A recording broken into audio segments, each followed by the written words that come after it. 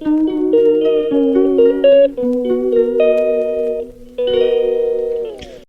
Hello বন্ধুরা, দেখো চলে এসেছিলাম হচ্ছে গয়া। তো সব কিছু তোমাদের সঙ্গে শেয়ার করেছি। দেন সন্ধেবেলায় বেরিয়ে পড়েছিলাম আমরা সবাই মিলে, মানে আমার জেঠ শ্বশুর, আমি, বরমশাই, আরও তোমাদের পুচকুটা, আমার একটা ভাগ্নে, 2 ভাগ্নে।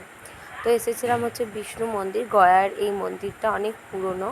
আমার যেহেতু ফার্স্ট টাইম সব কিছু দেখা, খুব ইন্টারেস্টিং লাগছিল আর খুব ভালো লাগছিল।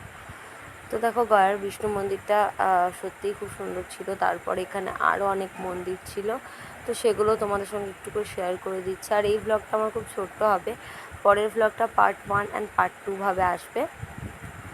তো আরও অনেক জায়গা গেছিলাম, বাট হঠাৎ মায়ের শরীরটা খারাপ হয়ে গেছিলো, তো সেজন্য আমারও মন মেজাজ ভালো ছিল না, আর ভিডিও সেরকম করা হয়নি। তো যাই হোক, চলো। তো এই যে দেখো মন্দিরটা খুব ভালো ছিল, আর সবটাই কিন্তু কাঠের, পাথর কেটে, পাথরের মন্দির যাকে বলে আর কি। তো সেই পাথরের মন্দির। তো চলো, এদিকে দেখো জেঠ শ্বশুর আর ভাগ্নে আগায় যাচ্ছিল আর আমি ভিডিও করছিলাম। তো খুব মজা হয়েছে সবাই মিলে। আর আজকে আমরা আর কি বাড়ি যাব, মানে কালকে ভোরে বাড়ি যাব। তো ভিডিওটা তোমরা কালকেই পেয়ে যাবে, এই ভিডিওটা। তো প্লিজ আমার চ্যানেলকে সবাই সাবস্ক্রাইব করো, সাপোর্ট করো। আর আমি সত্যি এগিয়ে যাওয়ার কোনো লোক, মানে কোনো কিছুই দেখতে পাচ্ছি না।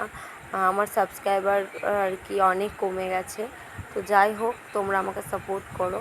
আর এই যে এই ব্রিজটা, এটা হচ্ছে একটা ড্যাম। তো সেই ড্যামটাকে এত সুন্দর করে সাজিয়েছিল, খুব ভালো লাগছিল। আর দেখো কালারিং লাইট দিয়ে, আর ভিড়ও ছিল প্রচুর।